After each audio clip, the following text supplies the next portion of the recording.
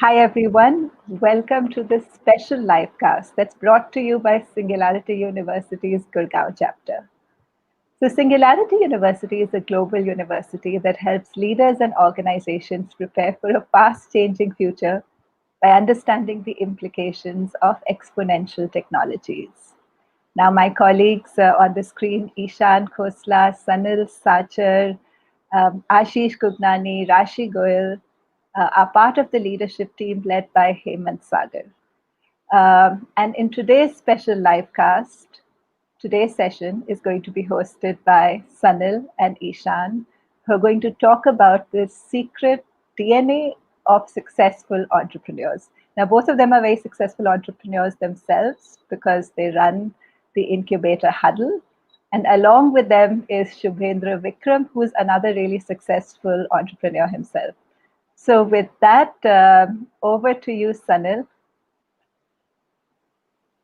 Thank you so much, Shalini, for that. Very kind of you, and really happy to be here with everyone who's going to be a part of this session live and will watch it over the course of the coming days. It's a special privilege to be a part of this session where we speak about what really consists of the DNA of successful founders, and what really is the DNA of successful entrepreneurs. And with me, I have Shubhendra Vikram and Ishaan Khosla. So a bit of an introduction to Shubhendra. Shubhendra Vikram is the founder and co-founder, one of the founders of Go Social, which is an app that has been very close to us at Huddle. But let me tell you what it does. It makes it very easy for artists to earn, contribute, and collaborate. It's an application that's been made by Shubhendra while he was at university with his friends and co-founders now. It's an application that Ishaan and I have been very fortunate to be a part of as incubators, investors with a phenomenal team. And having shared this dais, which I'd like to call it a dais during the new normal, I think we have got Shubhendra here to understand his founder's DNA and all the entire phenomenal team that we have at Go Social. At the other end, I have Ishaan. I think it eases me a lot to know that Ishaan is here on this live with us because he has been my co-founding partner at Huddle. And apart from that, and many other endeavors that we've had together, we've been the closest of friends and founders in multiple ventures that have seen only darkness and some of them that have seen the light of day. So today, being able to ask him questions and to be playing moderator for at least the first quarter of this conversation is going to be an absolute delight for me. The way this session is going to work is the same way Singularity University believes innovation, technology, and creativity needs to lead to a greater good. It needs perspective. Hence, we're going to have three moderators. I'm going to play the first moderator. I'm going to pass the baton to Shubhendra and go straight to Ishaan. With us, as we have everyone joining in, the kind of questions that you have, please keep them pouring. But with that, with no further ado, let me first go into exactly what I want to ask both Ishaan and Shubhendra. So, we've been together for journeys over the period of quite a few years now, and never had the opportunity to ask you what are the three qualities that you feel an entrepreneur really needs as their key components in the founder's DNA. And if you have a pen and paper, please write it down. If you don't, I would love for you to share it. Shubhendra first, and then Ishaan second. Yeah. So I think thanks a lot, Sanil and Ishaan, both of you, for having me on this particular episode, as I would say. And it's a pleasure to be with you guys anywhere because we have been associated with you when we were very young at college itself. So I think the first time we three of us are sharing something. So it's really a pleasure to be here. And in terms of coming back to the question thing, so I think I'll just talk about it. The three things that I feel personally are the most important that has been part of our collective DNA at HappRamp as well, and some of the founders that I have known. So I particularly think that the three most important things that I've observed. The first one is curiosity. So curiosity has been something that I think no person can go into any kind of field where you need to explore on your own. Like there is no set path. So curiosity becomes the core ingredient when you are going into a field like entrepreneurship. And second thing which I feel is that the desire to manifest ideas. For example, you get something in your head, ki, okay, this I want to create this, and once that comes in your mind, there is a constant desire to get that thing in your hand, to use it, to see it in your phone. So that is the second most important thing. I think that's a very core component of the DNA that I have always observed. That itch to feel it in the hand. And the third thing is to bounce back from failures. So a lot of time we'll all get so many failures. What you have imagined, it will be completely different, something that you get in your hand. So this is the third thing, which I think these are the three most important factors. Yeah. Great. No, I think I totally resonate with all three of them, and more so, I think the start and the spark is something that is very, very important. I think that's what comes through from curiosity, and interestingly enough, that's the first attribute that I had also sort of thought through when this question was posed, because I feel like that's where of course, the idea is always originated because there's curiosity, but in the journey of an entrepreneur, it's also very, very important for that curiosity to stay alive, because that's what pushes them to sort of learn new things along the journey, discover what they don't know, and really push themselves when they reach a roadblocks, right? I mean, it's very easy to reach those points in the journey of an entrepreneur, but if you're curious about things, you'll always look for answers, and you'll definitely, get a solution out of it.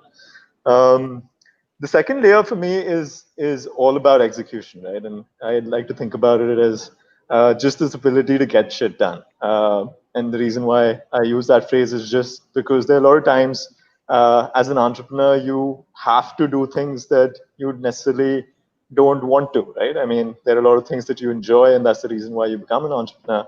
But it's not a journey where you pick and choose what you want and what you don't. So that ability to get things done, regardless of what it is very, very important. And I think that's a very key priority. The third element, I would certainly think, amongst others, is patience. I think it's a long journey. There are days where you question yourselves a lot in terms of why you got into this entire phase, and you need to stick true to why you started off, and be patient that things are not going to sort of turn overnight. A lot of cases they do, but it's a journey for the long haul. A lot of entrepreneurs get into this field because they expect quick results. They want things to happen overnight, but I think patience is certainly one of those key attributes that I certainly look for. So when we talk about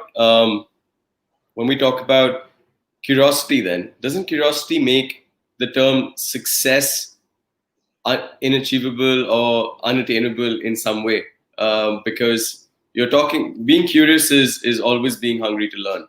So at what level do you feel, Ishaan, that curiosity needs to be met with execution, and in order to understand where you're going to fail and whether you should pivot, or you should unload your cargo? And we've been fortunate to work with founders who understand when they're wrong. But how do you ensure that curiosity is going to not lead to goals that are never met?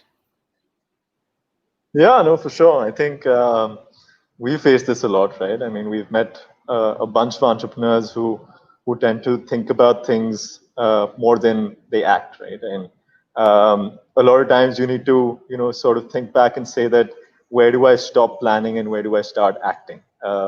And curiosity for me is the fuel that allows you to get stuff done. It's not just about sort of thinking in a certain way and just sort of building up thoughts and not executing. But it's certainly something that pushes you to start achieving and start actioning certain aspects. So I would certainly always marry curiosity with a game plan, with a call to action, and that should always be, I guess, one of the perspectives that entrepreneurs drive. I 100% agree, and I know I might have a bias to say that, but I think three of us have been, and I think Ishaan, you and I have had the fortune of seeing Shubhendra and team be curious continuously, and even more so today, taught us a lot about what they were building much before they built it. Because I feel, and saying that, I think, Shubhendra, you're an apt example as a team. And when I say you, I think the entire HappRamp team and Go Social team, in setting curiosities in limited benchmarks. So let me ask you then, I think you've been three founders in one, right? You've been a founder when you were at university, building HappRamp alongside a lot of more fun startups during the day of triple IT days. And I realized that now you're a founder, or you were a founder, you're getting incubated, you weren't funded at the time, and now you're a funded venture with a phenomenal team of not only co-founders, team members, and investors as part of that huddle. So how do you feel your DNA has transformed over these years? Yeah. So I think, Sanil, like the DNA of an entrepreneur, like there are some core elements to it which are always part of you. But as like in my personal experience or even in my team's experience, what we have observed that as you go forward, as you face the world, as you see new opportunities and things going forward, so with that you develop yourself. And I think one of the things that has really developed in our collective DNA is the maturity part, right? To be more comfortable with the constant and sometimes the failures that come forward, to be more patient with the entire thing, with whatever is happening. Because when you are in college, I think 2 years back we were mostly in the hackathon mode. For example, if something will come in my mind or collectively, so we will just think about that, let's sit for 72 hours at a stretch and let's just get it done. I think that part is obviously there, but now it has been met by some other factor. For example, you cannot just develop a product with one point of thinking, whatever you want. Now you will develop some part of it and then it will go with the feedback part. Again, it will come back. So that maturity has come forward. Second thing, as Ishaan also mentioned, that one of the things that very important is patience. So that patience has also come because when you experience the realities of life, and when you are like when you experience some of the failures or things like that, then you understand that you have to be patient. Otherwise, there is nothing that's going to happen. And another thing that you realize is prioritization. For example, if you have to balance curiosity, you cannot balance curiosity if you cannot prioritize well. Otherwise, anytime you'll think about something, you'll just want it to experiment, want it in your hands. So this was the zone in which we used to live when we were in college. Constantly, whatever comes in mind, you want to implement that. But now it's not like that. You prioritize, okay, this part is more important, it's going to impact more people, so let's come to this. So this has been the shift that has come forward. The guiding force of the shift has been the maturity that we have developed over the time, and still developing, still very early into that, and still going forward in that journey. I think prioritization is a very key aspect, don't you think, Sanil? I think it's an area where a lot of founders tend to slip up. But I think, like Shubhendra mentioned, I think that's a very, very key attribute.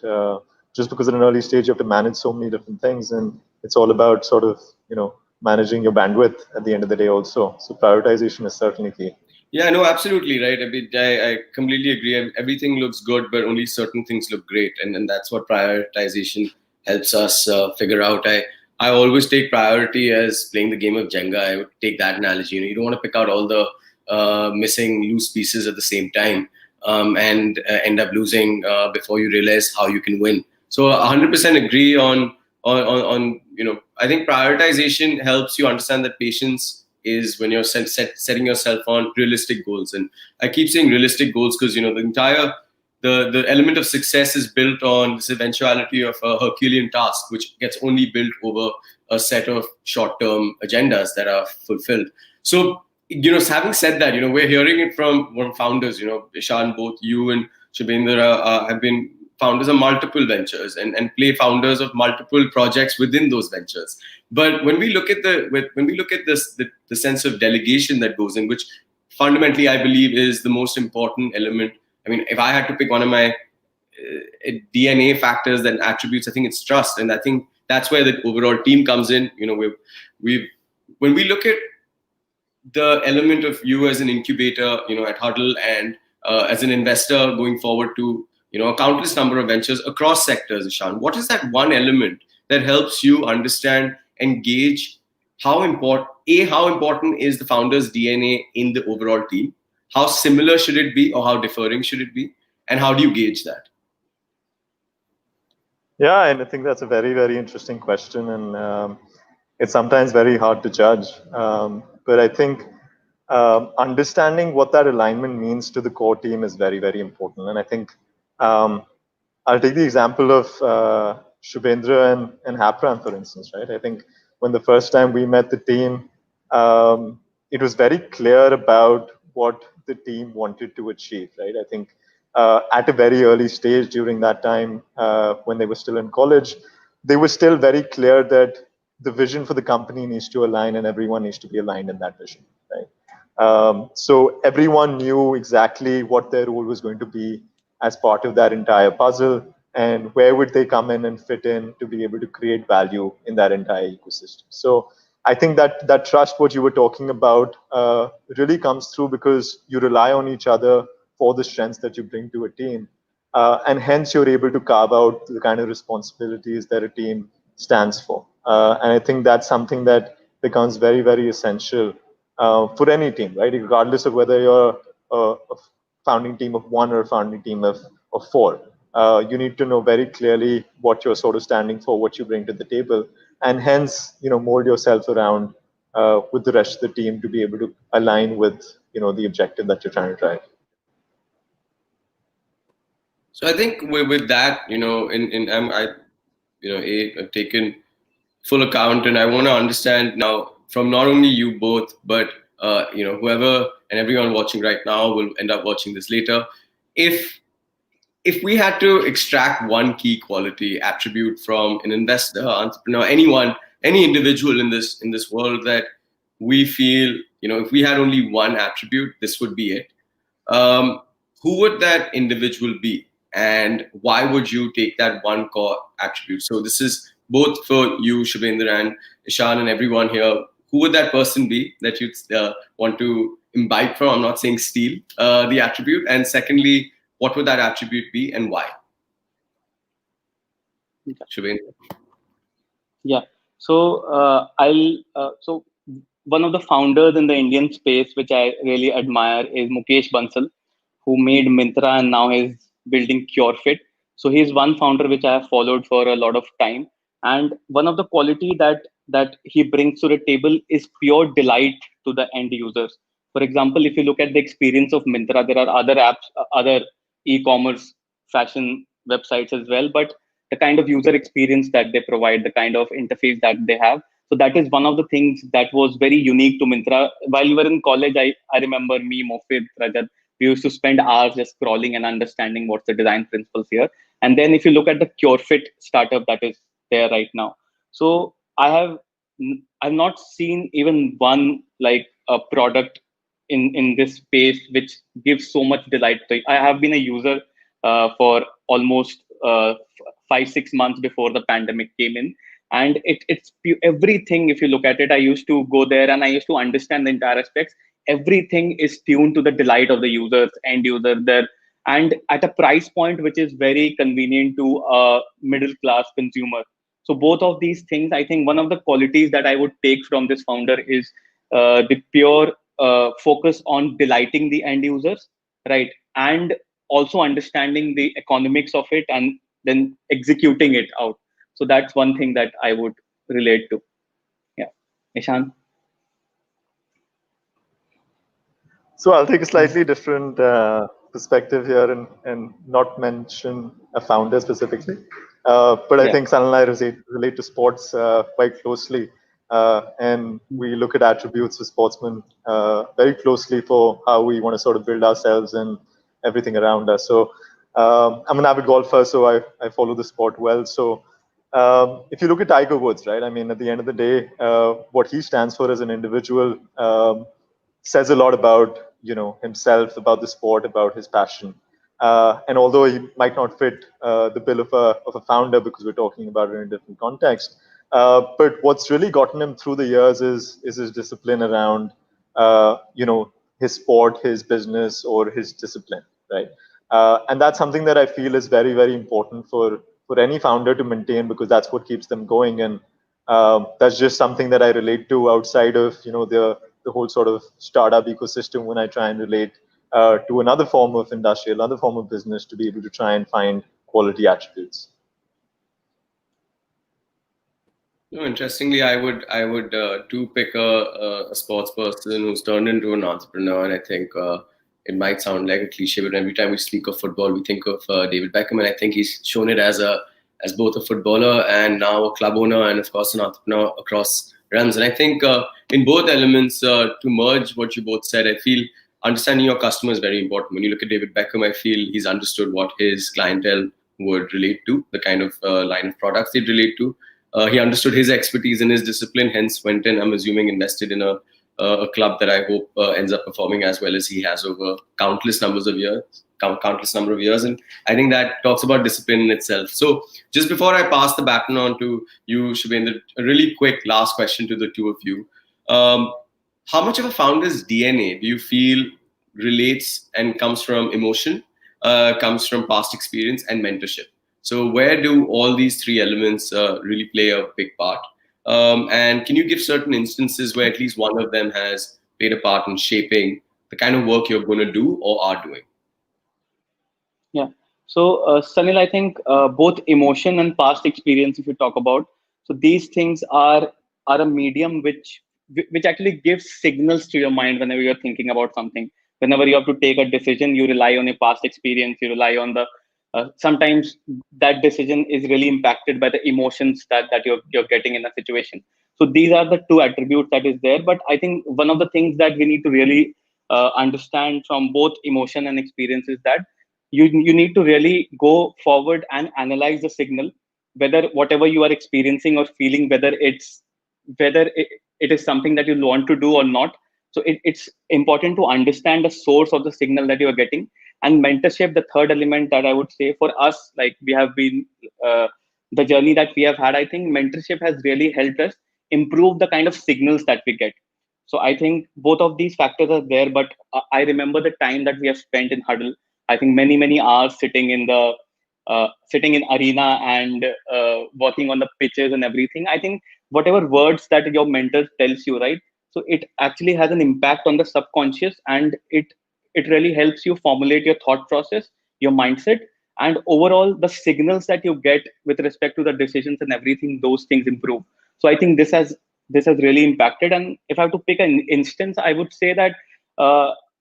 In entirety, like every day you are taking decisions, every day you're doing things. It's all a set of decision making that happens in startups. So I think all these three elements are very important part of it, and it has really impacted, right? And one thing that I would say with respect to mentorship that people should be wary of is that sometimes people choose wrong mentors, right? Somebody who will have half baked experiences, and that can really like corrupt your signal that you're getting. So that is one part that people should be aware of. And in my experience, sometimes wrong decisions are taken because of that. And I think people can just think about examples from their own life when this must have happened. That is what I'll tell. No, absolutely. And just take a note of what Madhav is said in the comments. While he's mentioned team chemistry and adjustment, it showcases a sense of past experience that has obviously taught him. And just to point out to people that Madhav himself is an entrepreneur speaking from experience of over 5 years in the cloud kitchen and processes industry. He comes, and I mean we know when he speaks of team chemistry why he mentions it, and I think it's good to understand that he's merged emotions and experience. So let me actually change Ishaan's question and ask him that out of emotions, experience, and mentorship, which one is the most important if you had to pick one, and why?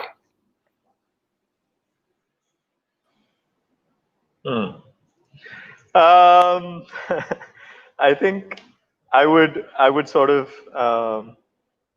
mention the reason first and then sort of respond to my answer. I think attributes, certainly individuals groom themselves with certain attributes over time, but one also, I think, like Shubhendra mentioned, one has to be very receptive to be able to learn new attributes, groom ourselves, nurture ourselves to be able to continue to keep growing and evolving over time, right? So I think past experiences and emotions certainly play a role to be able to be receptive around that entire piece. But mentorship at the right time, at the right stage, with the right individuals is something that really helps nurture some of those elements through. So I certainly do believe that mentorship at the right time and with the right sort of stage of an individual of a venture is something that really grooms a lot of that thought through.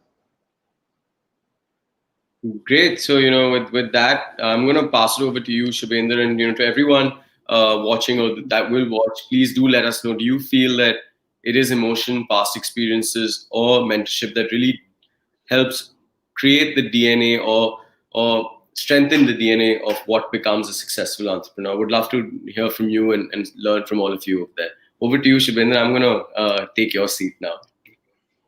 Yeah. Thanks, Sanil. So I'll just start straightforward. Start with the question, right? So I think the more I have observed both of you from the last 2.5 years, so I think what I've observed is that there is a perfect symphony between two of you. Like you have got complementing skills. For example, one of you can be taken as a very creative person. One of you can be taken as an analytical person, right? And both these factors, I personally believe this is the number one factor in your progress, right? So can you tell about how you have cultivated this shared DNA in between both of you in your Huddle's team, and how anyone can take lessons from it and cultivate their own? So I mean, let me start with that. I feel that it's very, very important to first understand where you have your weaknesses or your second strengths, as we call it, second strength each time, and then realize that there is someone that has the capability of doing it better. Learn from that rather than interject in that. I think you've been far too kind to say there's a perfect symphony. That's only happened where we've realized which is where is it that you accelerate and then put the brakes for the other person to accelerate. I think the second element is curiosity. I mean, regardless of us being in a position where we get to work with phenomenal founders and friends over the years, I think it's curiosity to understand that it is patience that will get us there. And even the founders that we're working with have a certain amount of skill sets, if not countless more, that we don't have. And if it's even one of ours that can help them, then it creates a symphony amongst everyone. And hence we even call ourselves a huddle. You have to learn from each and every person around you. Yeah. Ishaan? Yeah, no, absolutely. First of all, I think it means a lot that coming from founders who we work with closely, that that the fit is working well, right? We always talk about fit, and to have an internal fit is probably the best thing to hear. I think to sort of add on to Sanil's point, oftentimes I think the way we think about it is from the perspective of lead and co-lead, right? I think we understand as individuals what our strengths are, what our weaknesses are. We understand that we will have a perspective on a lot of different things, but at the same time, regardless of whether we have a perspective or not, we know who is leading a certain initiative, a certain aspect of what we're talking about, right? And after those thoughts are shared amongst the team, it's very important to be able to allow for room for that final decision making to take place with that sense of common comfort, common confidence, and common reliability amongst us, at least individually, as a team, to be able to come to certain conclusions, certain decisions. So that's a guiding principle where we allow each other to focus on areas where we feel we're better at or good at, and then let the flow determine how we take things forward. Right. So just a very quick follow-up question on that. I just want to know, how do you handle conflict? Because sometimes when you have difference, so it's a value-added thing, but it might also create that conflict. So I think conflict is always the judge of conflict is always data. It's always data will always tell you what is right or wrong, and data is done through proof of concepts. I think we've built our entire model on ensuring that founders have the ability to have bite-sized failure, bite-sized success. And the reason it's bite-sized is not because that's our bandwidth, but that's where data will tell us who is right and where are we wrong in the right. Even in anything right, there has to be a fine-tuning. that takes place. So when we have conflict, and it is a daily, it's daily and it's needed. And I think we realize conflict is for the betterment of a third party. If conflict becomes an issue of external reasons, then we're not internal reasons. We don't realize it's not for the external person you have conflicting views on, and data always plays that. Right. So I think that's a really interesting perspective to that, like bringing data as the judge, because that's what that is what certainly is the source of truth, right? So moving forward with, like, I think you are one of the very few people I know who have got the experience of working with so many startups, 30 plus, I think 38 to be exact right now, as Sanil mentioned, right? So you must have come across a lot of founders, right? And individuals, as they are, they have got very different personalities. Some founder might be successful and he or she might be very loud and outgoing and all of that. Somebody might be very like quiet and things like that. So there are multiple different personalities out there, right? And even with those personalities, like sometimes you think there is no one size fit all approach to success, right? But still, have you observed in an experience that there are some common attributes, even with the loud and the quiet person, that is somewhere working in the background and guiding all of them to success? Or so, just want to pick your mind on that, both of you. I think I'll start off with one that I almost see in every founder, and for a good reason. I think without that, it becomes very hard to be able to sort of carry on the journey. And I think for me, that's optimism, right? I think we are in the industry where one has to be really optimistic about future outcomes. There's a lot that is built upon certain internal assumptions, certain internal justifications that you provide to yourself day in and day out, that things will work out in a certain way. Of course, there is a lot of data that comes into play. But at the end of the day, I think founders effectively are optimistic people. But I think there's a thin line between optimism and dreaming. So I think that's just something that founders always need to be very cognizant of. But I think that's essentially a trait that I've essentially seen across a variety of different founders, regardless of the stage, regardless of the sector that they're involved with. Sanil? I think in the kind of founders that we've befriended and work alongside, I feel it's being relentless, and I think that links to what Ishaan was saying. There's an optimism or being overly excited or overly hyping up your own goals versus your expectation, and expectation has to be matched by the attributes or the ammo you have. And I think being relentless is believing that your ammo, however limited it is still going to get you there. So you keep running, and it's it becomes like a hamster's wheel. You're never really, you're not going anywhere. And I think that's why we like coming in, and there are countless numbers of times we've told founders that we'll be the Scrooge, we'll play the devil's advocate. And I think that's the job of enablers, be it incubators or even investors. But I think one core fundamental across every founder, despite where they are in their stage, is being relentless. And many a times, for the sake of it, let me call it delusion. The delusion is of being relentless to goal number 5 when you're not, on 2. You have to go step by step, and it's also good. It's infectious in the right manner. For us, we get to.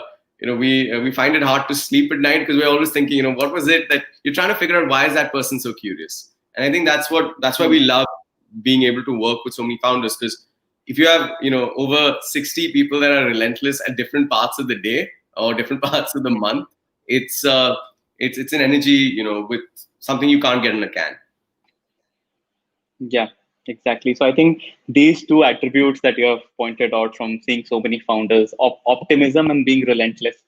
So I think this is worth noting down, because this is coming from somebody who's seen so much of entrepreneurial spirits and people in and out.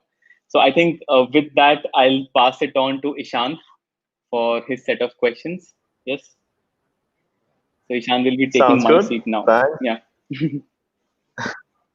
Yeah. Before I get to the questions, just wanted to sort of throw it out to the viewers in case there's anything that comes to your mind that you'd like to sort of address here. Happy to sort of get into details around those pieces as well. So I think we spoke about a couple of these attributes earlier, right? What it takes to be able to build successful entrepreneurs. One thing that I personally think about a lot, and I wanted to get each of your views around, was this entire question around wherein certain founders are looked at in a different light because they're too patient, right? So I wanted to sort of understand, the fundamental difference between patience and passion. So I wanted to understand from both of you, which is the virtue that you would admire more or the most, in your fellow team members or founders that you've interacted with, and more importantly, what is more sustainable in the longer run?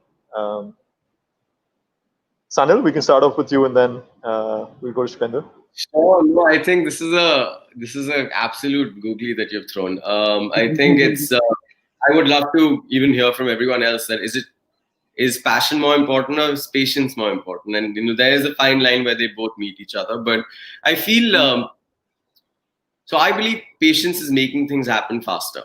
That's my mantra, or at least or definition of the word patience. And I think passion helps you evolve, and hence evolution gets you to be more and more patient with the process you're in.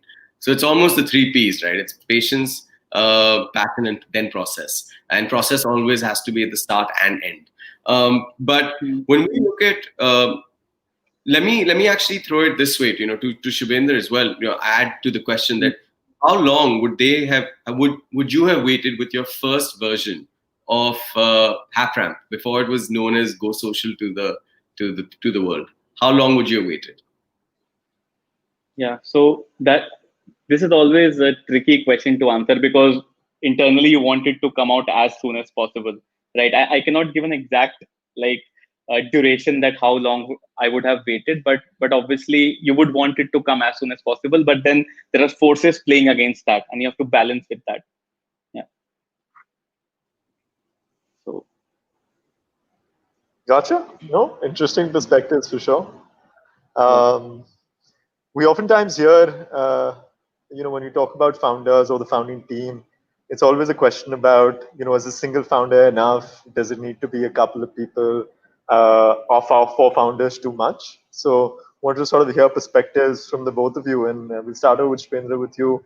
You're a part of a founding team with more than one people, right? So how has the journey been for you? What are the pros and cons?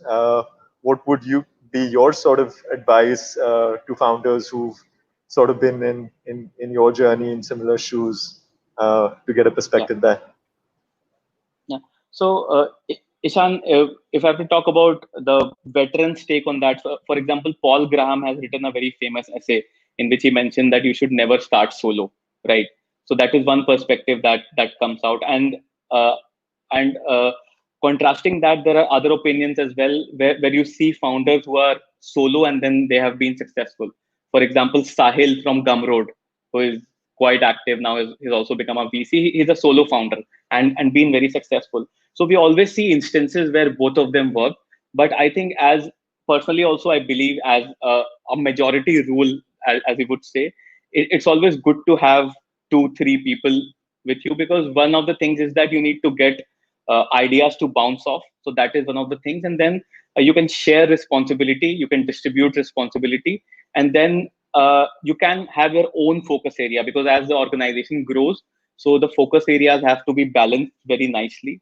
And then you can rely on that other person. Okay, this is something that, okay, technology is there or marketing is there. This person is taking care of that. And then you just need to sync with them. But even the other perspective, for example, I've seen some of the people who are solo founders, but they've done very well.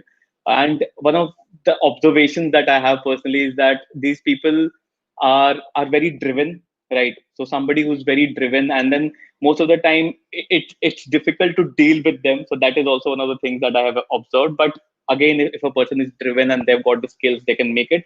But as a rule, I would say for majority of they should seek out for a different founder, for another member in the team. Yeah. So that's my take on that. I second that. But at the same time, I don't want to discount being a solo founder and having a team around you. I think it's very important to have a team that you build and motivate, because they motivate you and they add perspectives. I think whether you're a solo founder or you're 4 founders or more or less, you have to have multiple perspectives within the team, and that's primarily because there's no black and white. It can't be. You have to have different shades in between it, in this ecosystem of whether you're an entrepreneur or an entrepreneur, whichever term you want to add. In our experience, I feel we like playing the role of founding members in every organization that we work with, predominantly because we feel that even if it's 4 founders, it's probably best where we can pick up some of the load for the team, work on some of, and I think that's been one of our learnings, that when you do that, I think Shubhendra, I completely agree that when you pick up some of the load, you'll help pave the path for either the core capability or the core focus. That I focus on the word core a lot, because until your engines are self-sufficient, you have to focus on what's core and then build a team so that they take it over, do it even better. And I think having a team around is overall better because it helps you learn, even when you're trying not to. Yeah, I think that last point is certainly something that we've seen a lot of. I think founders should constantly keep learning from their teammates and trying to grow in individual capacity as well. I think Shubhendra, you spoke about maturity earlier, and that inspiration can come from anywhere, right? I mean, it doesn't necessarily have to be from people who are outside your team. A lot of times you get that inspiration within, and I think certainly having those multiple perspectives, like you spoke about, adds a lot of value. Okay, moving on. Wanted to talk about weaknesses. I think this is something that a lot of people shy away from. I think it's something that we've at least seen through our experiences, that if you talk about the fact that you have weaknesses, it means that there's something wrong. So wanted to sort of understand instances specifically, from the both of you, wherein you felt that founders have done a good job in admitting to their weaknesses and trying to build upon them. I think these sorts of instances are very uplifting for the entire ecosystem to hear about. So just want to sort of understand a couple of instances from both your perspectives. Shubhendra, we can start off with you. Yeah. So I think weakness in any individual, it's not an exception. It's like a rule. Like everyone has got some of the weaknesses that are there, right? And nobody can shy away from that. For example, and to cover up for your weaknesses, it's very important that you reinvent yourself as you go forward. Every time you have to pick something. For example, in my case, I would say, like, coming out of college. So I did not have, for example, if you would have asked me to do this session 2 years back, I'm still not very confident, but I would have been really nervous. I wouldn't have been able to speak up like I'm speaking right now. So this was one of the weaknesses. For example, you need to be a good communicator to be in this space. So you understand that, and then you work on yourself and then try to inculcate that. I remember I was talking to Ishaan in one of the Blue Circles events, trying to understand from him that how he goes forward and interacts with people, because I did not have that skill. So then I learned something from him, and every time I see Sanil as well and other people. So this is something that you pick other people who are good at it and then apply it at your own weakness and then grow at that particular thing. And it's a constant process. Every time you pick one of the things that you're weak at and then you grow at it. So that's my take on that. Yeah. I think to add to maybe an instance, there's so many that come, but I feel before I get into one particular instance where I've seen weaknesses being compensated by strengths, and in this anecdote as well, it's happened with a team member coming in and taking over that responsibility. I think it's very important to first establish your weak by setting tasks and trying to do it yourself, but then realizing who's doing it better than you. Which is again, a fundamental rule of putting call to actions when you're growing, regardless of the scale you're at. I think there's always time, capital, resources for innovation. Whether you're doing something right, you can always innovate within yourself, and we should always try and take out at least 10% of our day and whether that day is in personal or professional, to innovate and to reinvent yourself in one part. When you can't do it, you have to reach out to someone who can do it better. And maybe I can give an instance of maybe Ishaan and Shubhendra. I know tries their products of Wellverse, which he was known for only building keto products, and until the team started realizing which of the three founders needs to take care of the back end, the front end, and more importantly, the front end for the customer data that was coming in to ensure that they're feeding a new range of products to Wellverse. I know Shubhendra is looking fit because he's been having a lot of it without telling us as well. I think it's very important to understand that, in their case as well, when we first spoke to them, there was obviously a why in what they were doing. But the segregation of how they were going to do it was happening in was happening in their own silos until they came together, until they realized that, this is where I will de-accelerate and you accelerate, help them create a larger gambit of products for entire household. It was a learning for us as their incubator, as their investor, but at the same time, what it taught us was how open you need to be for weaknesses, is something that Shubhendra was mentioning. It's almost a rule. I really like that. I was hoping to pen it down. I think it's very important to say that it's a must. Everyone has an Achilles heel, and probably more than one. Yeah, absolutely. I think weakness is a rule is certainly something that everyone should relate to, because everyone, I think, subconsciously knows that that's the reality. So certainly. I think the last sort of perspective that I'd like to sort of capture before opening it up to everyone who's watching today is essentially talking about vision, right? Vision is it's a big word, and founders tend to use it a lot. I wanted to sort of understand from you, Shubhendra, like specifically when you talk about Hapram's vision, how is it that you ensure that the core team as well as the extended team, as you grow as an entity, moving forward, how do you align the broader extended team with the vision for what you want to achieve? Yeah. So, Ishaan, I think all of us come from that background where we have already, all of us, all the co-founders that are there, we always see internet from the perspective of how should the internet be, right? Because we have lived off that from early childhood. We have been kind of involved in this space, and then our entire college life, even before that, has been here. So we have got a vision that the internet for creators should be something like that. It should be focused on community rather. So if you have watched Social Dilemma, right? So you would relate to the fact that the entire internet, it's completely getting optimized for consumption, right? The companies want you to consume more and more, right? But the initial vision of internet for creators, it was based around that it should be based on a community where everyone gets benefit of the community. So this is one vision that we carry. And the second thing is monetization, right?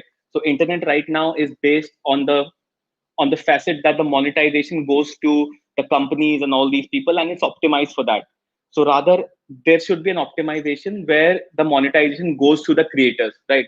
So these are the two factors that we always identified from the starting. And I think that one factor is there with us. We want to see internet in a certain shape, so that it's focused on the community, it's focused on the right principles of monetization. And this is kind of a very strong feeling, right?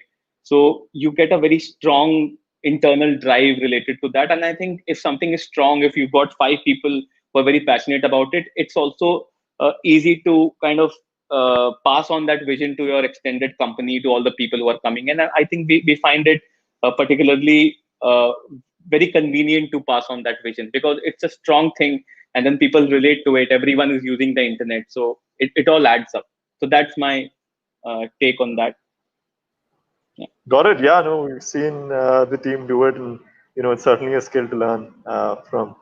Sanil, wanted to sort of hear your perspectives from a slightly different lens. You end up interacting with a lot of founders. A lot of times, founders speak very large of their vision moving forward. How do you get a sense of whether founders are really true to their vision and their will to achieve that through?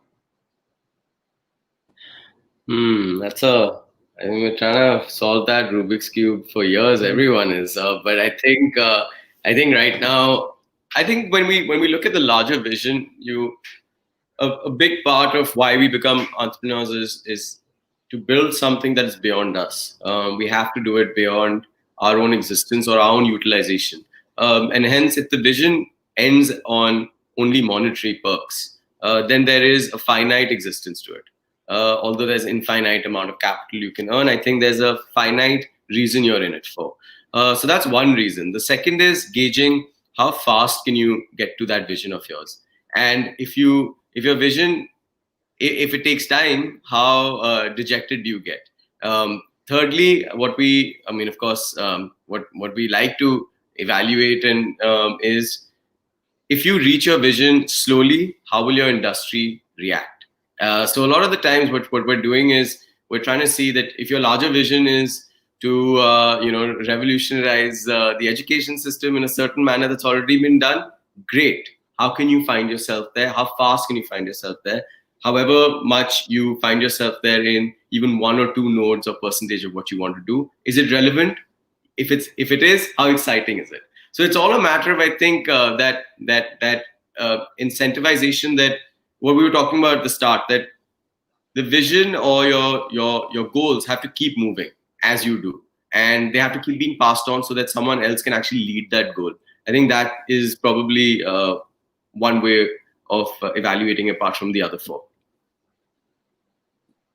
Yeah, that's a good way to think about it, I think. So if I hear what you're saying the vision always needs to be aligned, but someone as part of the team needs to take forward the responsibility of carrying forward that vision and turning it into a reality.